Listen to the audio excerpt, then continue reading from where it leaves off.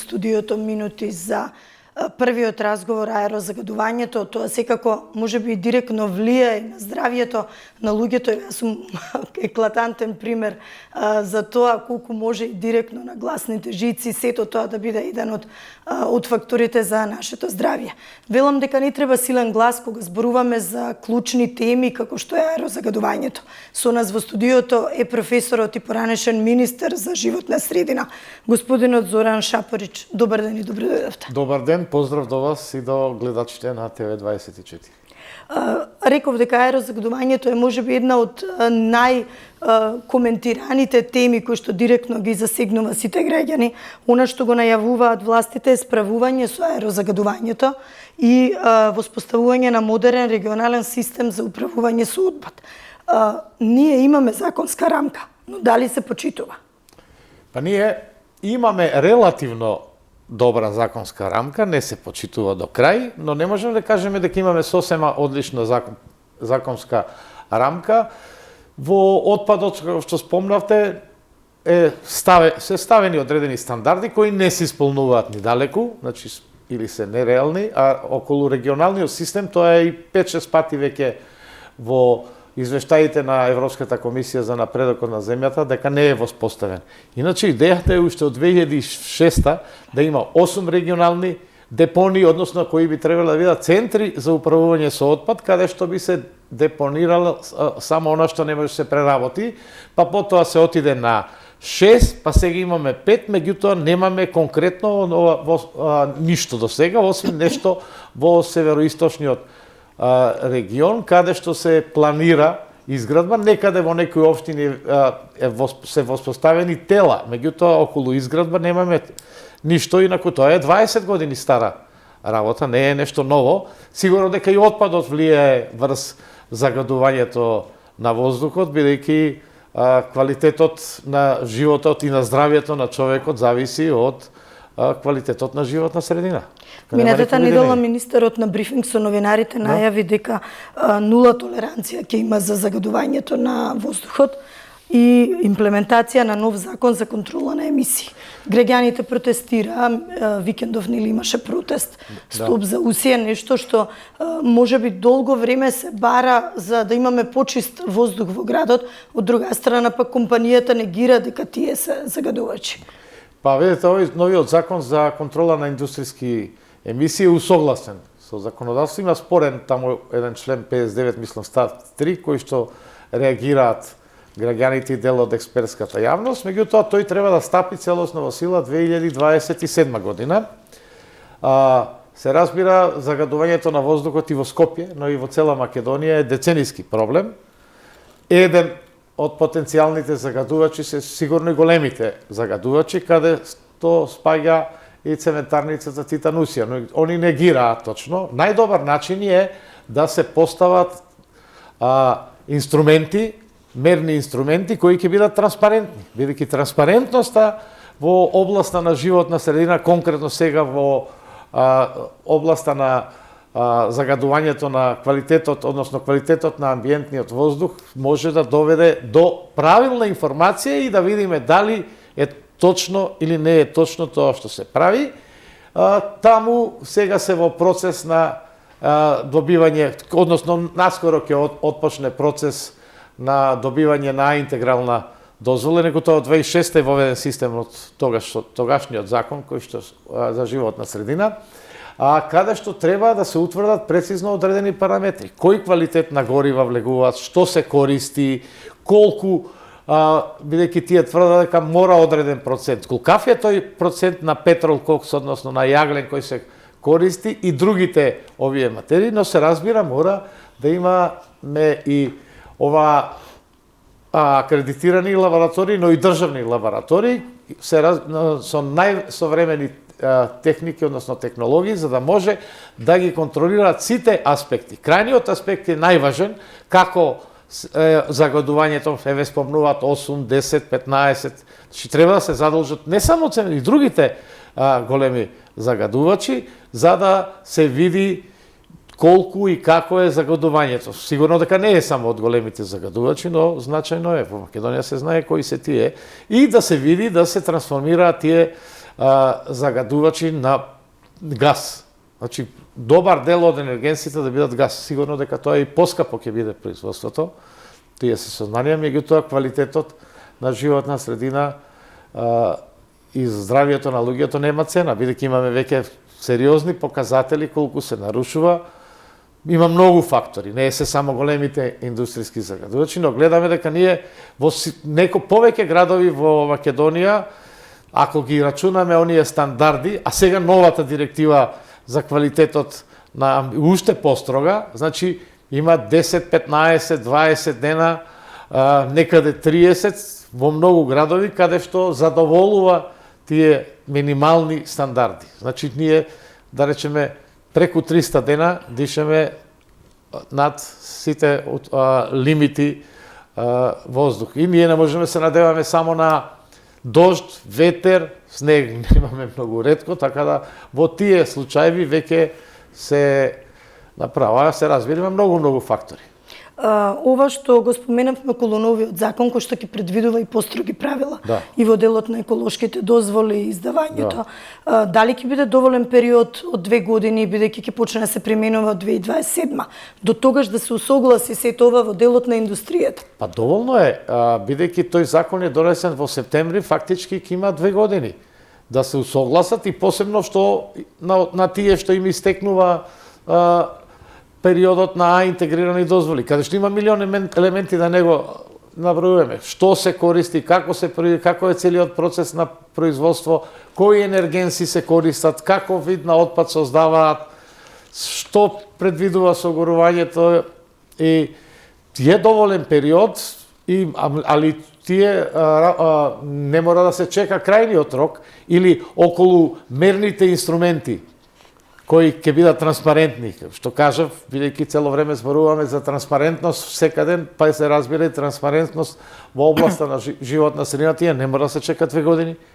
Тие може да се постават многу побрзо, односно да бидат задолжени сите овие поголеми и да се види колку се емисиите. Најопасни се разбира PM 2,5 и PM 10, но сега некои мерења покажуваат дека во одредени периоди и азотни оксиди се зголемуваат, а некаде, мислам, во целиот град и воопшто во Македонија, но и CO2 некаде, сулфур диоксид и така натаму. Сите тие параметри да може да се видат. Тоа не мора 2 години да биде да било која. Од ова што го споменавте, беше најавено на брифингот дека дел од подолгорочните мерки ќе бидат зголемување на капацитетите за мерење преку зголемен број на мерни станици и дополнително лабораториските капацитети. Меѓутоа, зошто секогаш ги гледаме на долгорочен план? Што е оно што треба веднаш да се направи краткорочно за да има ефект? Аерозагадувањето е сериозен проблем за кој што не смееме да чекаме, нели? Сега ако зборуваме за индустријското загадување, за поголемите, оние носители на интегриран, не мора да се чека. Инструментите мерни можат одма и за честени контроли. Иако, согласно Законот за животна средина и со другите закони, за контрола на оние субјекти, индустријски и сите други кои имаат интегриране надлежење, Државниот инспекторат за животна средина. Мора да се зголемат капацитетите на Државниот инспекторат. Тие сега имаат 15 инспектори само за животна средина, помалку од половина, има 2 за води и за природа и 1 за води, така, значи 18 купно, дупло помалку. Значи ако нема капацитети, нема опрема, не може да се контролират. А се разбира, за сите други мора да се зголемат и капацитетите на локалните инспекторати за животна средина, да се зголемат ингеренциите, бидејќи половина општини немаат ниту еден инспектор за животна средина. Па да, и големи градови, Куманово, Битола, Прилеп, ниту еден инспектор, во Охрид само еден кој што го покрива и Ресен. Многу малку има инспектори, значи околу податок пред 7-8 месеци од инспекцијскиот совет дека повеќе од половина општини, меѓу кои и некои поголеми, немаат ниту еден. Се разбира, тие бе интегрирани дозволи, бидејќи има многу загадувачи, така наречени помали кои носат бе, има многу загадувачи со елаборати. Сето тоа треба да се преиспита, општините се надлежни за бе интегрални дозволи, во Скопје, градот Скопје, не се општините, за елаборатите се општините, каде што мора да се провера сите и мали субјекти, колку има мали субјекти индустријски било какви кои користат. Се разбира сега многу непопуларно е, вика не и дел од домакинствата исто така мора да се зголемат ингеренциите на инспекциите. Ние зборуваме веќе 15 години за комунални полиции кои што ќе можат да контролираат загадување, да што се користи, како се користи, какви се работите, но можеве краткорочна мерка кај сообраќај да се забрани увоз на стали возила. Тие што се увезени се даде рок 3-5 месеци колку ќе се даде и да нема увоз. Го направија многу земји во регионот да не бидеме отпад на овие од развиените западни земји на тие возила. Да се каже за 3 месеци не се увезуваат постари возила од Евро 6 или Евро 5 или со години 5 години, 6, 10. Сега се увезуваат многу стари. Повеќе од 5 години по мене не би требало да се дозволи увезување на стари возила и ете краткорочна мерка. Краткорочна мерка е исто така да се набават, иако се зборува веќе 5 години, за Скопје и за другите градови електрични, односно оние автобуси кои што нема да користат дизел, нема да користат други фосилни горива, туку ќе бидат на друг начин, односно електрични се најавува, еве долго време, тоа е 5 години веќе. И сега 150, 100 за Скопје, некој вика дека треба минимум 150 за Скопје, али нешто да се така да има краткорочни мерки. Да се зголемат субвенциите за екоклимите и така натаму, да се контролира дали тие што добиле субвенции од општините, се разбира, така да и од градот, ако зборуваме за Скопје или другите општини, и од државата, да се топлински пумпи и така натаму, тие се краткорочни мерки. Дали со децентрализацијата, еве, дел од општините ги превземаат овие обврски и можат да менаџираат со... Па сега дел можат сигурно, дел мора да побараат, а дел мора да се изменат работи околу меѓуопштинска соработка. Таа слабо функционира, значи оние помали општини, бидејќи имаме систем на локална самоуправа, каде што имаме голем број на единици на локална самоуправа општини, но имаме мали многу општини, имаме големи општини, исто Куманово и некоја друга помала општина од 1000-2000 жители, така да мора да биде задолжителна во одредени работи меѓуопштинска соработка. Сега ако зборуваме за причините за загадување, ние она се што не е иселено надвор се е во Скопје. Сега ние викаме што пописот има во Скопје, Скопската котина едноставно не може да издржи толкава број на жители. А од друга страна немаме равномерен со децени исто регионален развој. Законот се во Скопје се доселуваат луѓето тука. Се тоа можеме да го видиме дека се многу повеќе по регистрација, возила на регистрација и така натаму, дека плюс оние што доаѓаат па студенти, така да Скопје е преоптеретено. Имаме веќе исто така деценијска масовна и продолжува нехумана градба. Фактички секаков провев се не се гради инфраструктура. И сега веќе и да сака да се гради, нема каде да се градат, освен подземни, надземни кои се скапи, но мора да се движи во тој правец и мора да се стопира таа, иако веќе многу досна за таа работа, бидејќи масовно се уништи зеленило веќе во целиот град, и во центар, и во Карпош, и во аеродром со децени, и во Ѓорче Петров и другите општини, така да мора да се стопира таа масовна нехумана градба. Гледаме до каде доведува, нема провид. Зеленило, законот за зеленило мора итно да се смени, бидејќи таму е предвидено 20% да се направи, ако се гради стамбена зграда, колективна и така натаму, при што гледаме дека некои жандинерички или некои жбунчиња се прават, кои после не се одржаваат, а се гледа само по површина, не по габарит, не се гледа колкава дрвна маса е уништена. Ние имаме деценијски дрва се сечат и потоа така да многу работи не може да се вратат, но нешто мора да се подобрува. Бидејќи еве искуство од другите градови каде што е намалено. Така да сите се и сообраќајот и индустријското загадување, и малите објекти, големите зборуваат, исто цело време се зборува дека има многу последно време корупција во животна средина.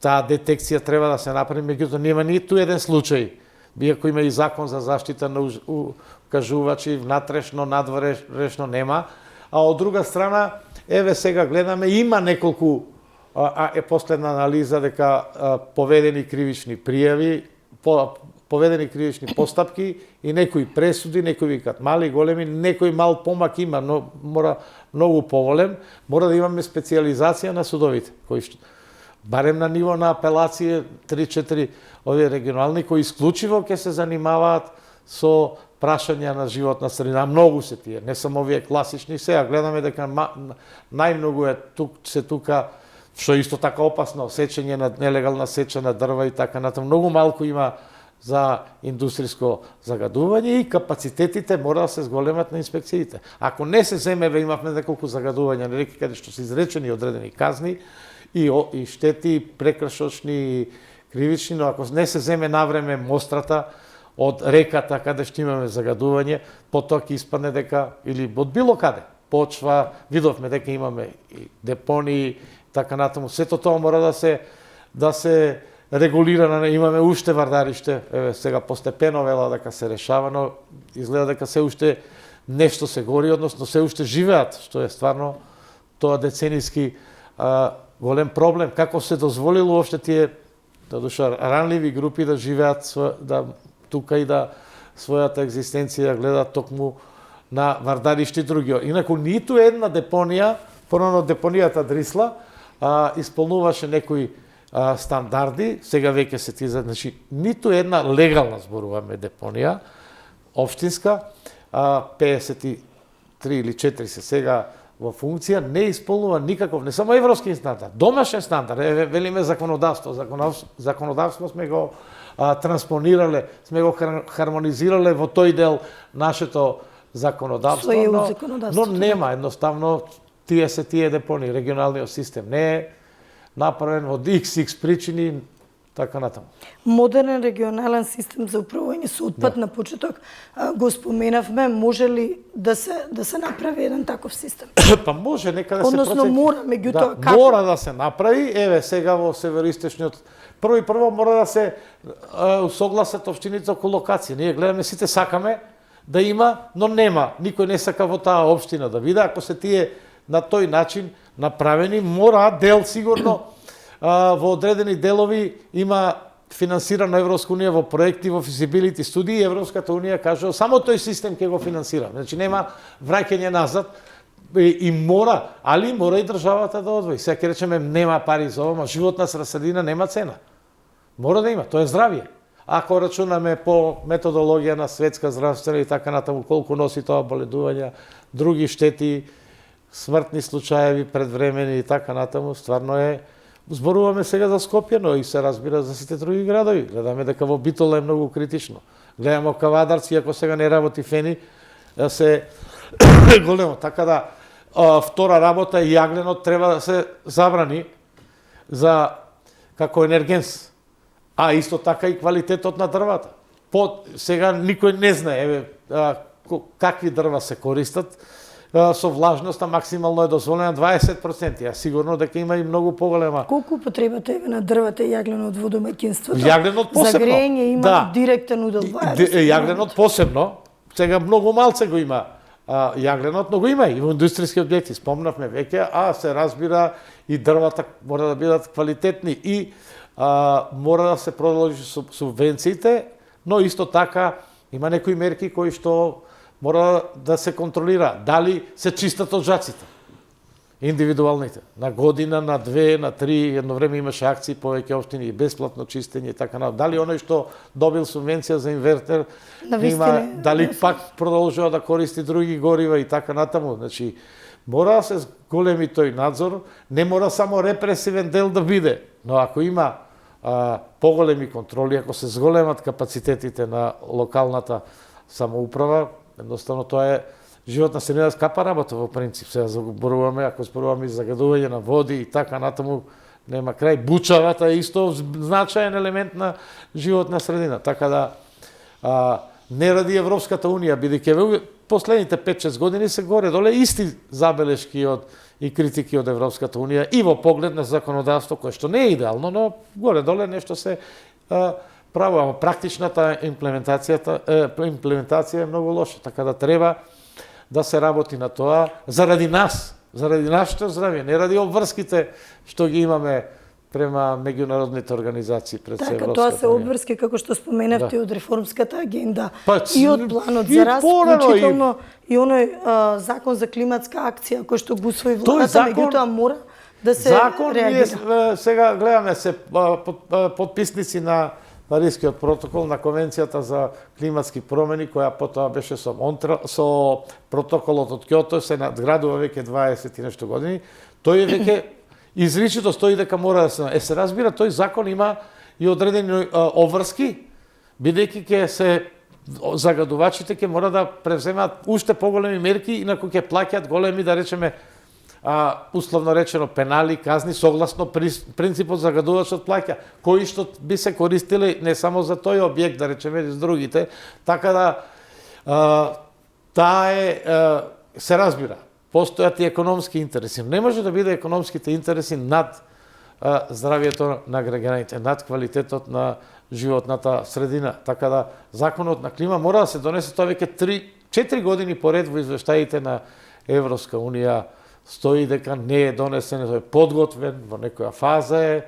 Мора да се воведе голема транспарентност, посебно во животна средина, да имате и општини и управата за животна средина, вебсайт, секој граѓанин да мора да види секој, сега зборуваме за интегрална дозвола која ќе биде во Севет, но и другите им истекнува тој рок, бидејќи од 2014 се имплементираше оној закон што ви го спомнав од 2006 за интегрирани дозволи, мора да видат граѓаните, не само ова што велиме колку загадува, до каде е таа постапка, како се движи. Иначе ако се објави законот на ЕНЕР, тоа веќе е завршена работа. Има широки јавни расправи, експертски, невладиниот сектор, тоа е пракса. Сега некои викаат, невладиниот сектор, меѓу другото, има исто така и да алармира, бидејќи во животната средина некои викаат се дига паника. Па тоа е задача, имате два принципа. Сега ќе се обидам да ги, значи precaution или prevention.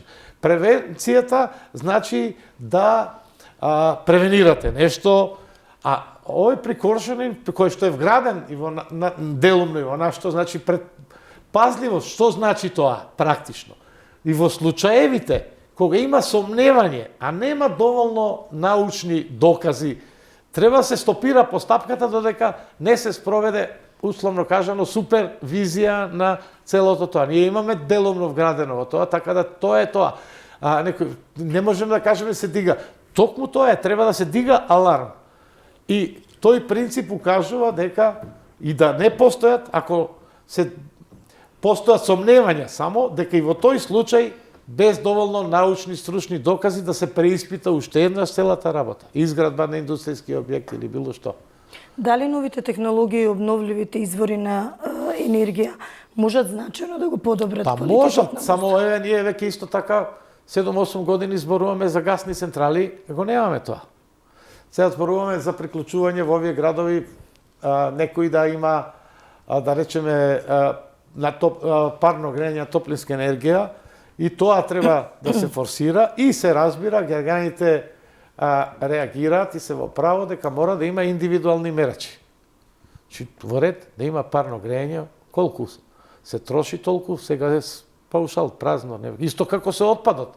Сега гледам нешто во Скопје, може тоа добро да биде да угостителски објекти мора да склучат договори во некој рок и така натаму, но и сега имаме по површина се плаќа отпад. Далеку сме од тоа, да речеме во Јапонија, во Данска да се мери, па да имате картица, па колку одложите отпад, толку да платите, сега исклучиво по површина. Нема да делумно само разрастување. Еден мал објект од, да речеме, проектанско биро од 100 квадрата и еден маркет од 100 квадрата не продуцираат исто отпад, да речеме, иако е тоа комунален отпад, не е опасен.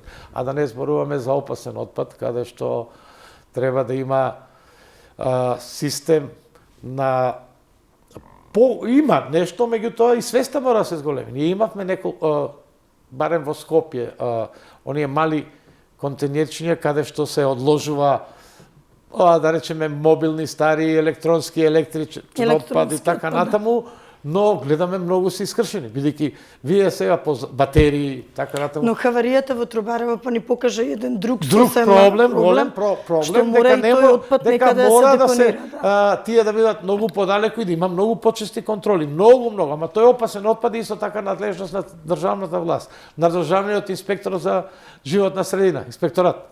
Сега прашање ако имаме 15 тако веќе сега дали има дилеми, дали требаше тој да влезе во состав на министерство да биде посебен орган, како што беше со посебен статус на правно лице, со посебна жиросметка и така натаму, така да мора и лабораторијата државна која што не бе акредитирана долго време за покрај тоа што постојат акредитирани, но се разбира секогаш е вербата поголема да се зајакнат. Ние сега зборуваме, не знам, се гори едно друго. Сега е заради горење, иако тоа во светот постои отпад забранен. Мора да имаме техника и технологија да провериме што е тоа. Кога би се увезувало. Квалитетна горива, видовме дека место мазут се увезувале, каде што се покренати кривични постапки и се разбира поголем дел имаме и јавни институции кои што користат и мазут, па дури некаде јаглен, зборуваме за училиште и така натаму, мора тоа да се елиминира. Така, сериозни работи кои што бараат сериозен пристап. Има некои работи кои не може да се испрат, но има некои работи кои може. Еве зборуваме сега. Проточност на сообраќајот, иако сега малце контрадикторно со овие, но тие зелени бранови и така натаму, штета не се изгради трамвај во Скопје, кој што многу ќе го подобреше тоа. Штета што нема каде да се прави инфраструктура осим подземна и надземна. Но, тоа е скапа работа, мора да се отпочне. Не мора да се заврши за еден мандат на некој градоначалник на Скопје или значи мора да се отпочне и да се заврши тоа. Нема каде. Имајќи во предвид споменавте притисокот е поголем во Скопје. Згради никнуваат, меѓутоа ако без инфраструктура тоа ќе биде дополнителен проблем. Да. Па немаме. Ние немаме инфраструктура за контейнери. Гледате на тротоари се и на улици оставени контейнери. А да не зборуваме за други работи, паркинги, колку луѓе бараат паркинг додека се паркираат, колку се троши, бидејќи сообраќајот е 15 на пост учествува во Скопје конкретно. Али на самото место е многу поголемо. Тоа и мерења го покажуваат и така натаму, така да мора да се решат тие работи. Ако имаме подземни, надземни, ако се почне да се направи нешто што е реално, а и некои краткорочни мерки, да се забрани едноставно веќе колективна во голем дел на градовите. И голема контрола на индустријското загадување. Рековте дека позитивни искуства постојат, се е измислено, не може да кажеме дека нешто не може да се преземе како позитивен пример и кај нас. Иако, еве, голем дел, што споменавте, урбанизацијата си го направи своето, бетонизацијата... Масовна, нехумана, неодржливи, ако устав имаме и за просторно, хумано, урбанистичко планирање, квалитет, тоа е уставна категорија. Не се почитува, треба да се направи строга регулатива, видовме масовно се градат 30, 50, едноставно нема каде да се движат возилата.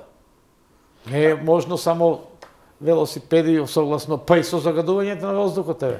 Јас сакам и да сакат граѓаните да возат велосипед, не може да. Многу луѓе сакат еви пешки, па не одат само од тие причини, од загадување на воздухот. Или да користат градски превоз, но имајќи ги во предвид како мора да има поголем број автобуси, мора да има алтернатива, мора да се користи почесто во услови на загадување, што е многу често во Скопје, да биде фактички бесплатен превоз, бидејќи тоа така да се изградат, викат, не може да се елиминира сообраќајот. И овој рамномерен развој да се развие, бар нешто да се запре. Ние не можеме, може би дело тие би се вратиле, али ако се направи некои брзи железници, па да бидат во Велес, па да бидат за 15 минути во Скопје и така натаму, пример, или во Тетово или било кој комана од друг град, така да мора да се работи на тоа, на намалување на загадувањето и 1% е по Закон за рамномерен регионален, по сите стратешки документи, дека мора од GDP-то да се издвојува бруто домашниот производ за рамномерен развој. Меѓутоа и тоа е малку. Сигурно многу повеќе треба. На низа начини да спречиме, ние зборуваме сега за села дека ќе имаат, не знам, струја, патишта, ама нема жители. Спасиме малите места, спасиме Делчево, Берово и така натаму, да не ги набројувам. Виница, Свети Николе, вие ако појдете сега таму па од друга страна се греат на, да ќе видите секоја 10-та куќа, по тоа е еден значаен параметар, односно колку живеат луѓе, секоја 10-та куќа, бидејќи таму се греат на огрев, на дрва, веројатно најчесто, ќе видите колку дим излегува од, така да мора да се прави нешто. Може ли нешто Јас се зборам, ова се деценијски проблеми, и загадувањето, и рамномерен регионален развој. Скопје веќе не може да издржи котлината толку луѓе. Те велат проценки, бидејќи пописот, рековме едно, кој што исто така дава загрижувачки податоци. Меѓутоа сведоци сме дека многу луѓе кои живеат во Скопје се водат на адреси од други градови, од икс причини, и по возила и по било што, така да, а да не зборуваме кој дневно доаѓа. Се случува во Скопје, мора некоја деконцентрација да се направи. Гасификацијата? Гасификацијата е исто нужна работа. Ако зборуваме за гасни централи, веќе 5-6 години се најавува, па се стопираше една, не знам, од икс причини, мора да има, да се продолжи. Многу бавно се одвива и тој процес, веќе не знам колку години, гасификацијата мора да продолжи, иако гасот е поскап енергент, да знаеме. Така. Али, од друга страна, ако се гледа сето тоа, вака, јас читајќи дел од, имаше една ваша колумна, можеби повеќе би рекла експертска анализа, вие споменувате и многу краткорочни мерки кои што се директно практично применливи.